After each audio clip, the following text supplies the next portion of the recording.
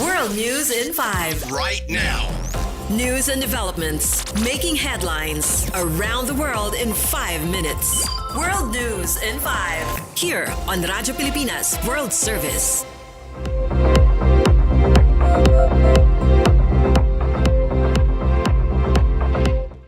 Good day to all of our listeners here on Radyo Pilipinas World Service. This is World News in 5 and I'm your host, Steph, Vicente. French President Emmanuel Macron says a previous proposed ceasefire between the United States and Iran should have also covered Lebanon to ensure lasting peace. In a post on X, the BBC reports, President Macron shared that he spoke with his U.S. counterpart Donald Trump and Iranian counterpart Masoud Pezeshkian, telling both leaders their agreement to pursue a ceasefire was the best possible step forward. President Macron stressed that the ceasefire must be fully respected in all areas of conflict, including Lebanon, to be credible and sustainable. He added that this could have paved the way for broader negotiations aimed at achieving long-term peace in the region, with France ready to support efforts alongside its Middle East partners. President Macron said he had coordinated his position with leaders from Qatar, the United Arab Emirates, Lebanon, and Iraq. However, the White House clarified that Lebanon is not included in the previous ceasefire deal as Israel continues its strikes in the area.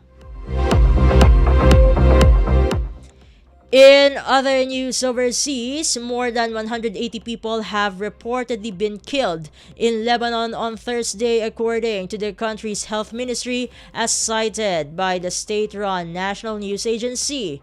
The BBC reports the Israeli military carried out its largest wave of airstrikes so far, hitting Beirut, southern Lebanon, and other areas, marking a major escalation in its ongoing ground operation that began last month. Health officials say at least 182 people were killed and around 890 others were injured in the attacks. However, the Lebanese Civil Defense Agency reported even higher numbers, saying 254 people have died and more than 1,100 were injured or were wounded, figures it later confirmed. The International Committee of the Red Cross expressed outrage over the widespread destruction in densely populated communities. Meanwhile, Amnesty International is urging Israel to follow international humanitarian law and ensure the protection of civilians.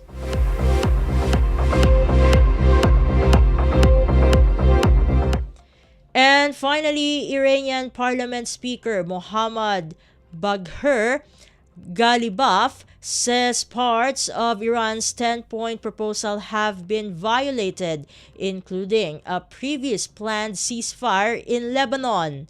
In a post on X, the BBC reports Ghalibaf claimed at least 3 key provisions were not upheld. United States Vice President J.D. Vance responded by saying he sees the situation as a positive sign. Vice President Vance noted that if only 3 issues remain, it suggests both sides are largely in agreement. However, he also questioned some of Ghalibaf's statements, saying they did not match the context of ongoing negotiations. Vice President Vance even raised concerns about possible misunderstandings in communication. Despite this, he described the dispute over Lebanon as a reasonable misunderstanding, adding that ceasefires are often complicated and rarely proceed without some level of difficulty.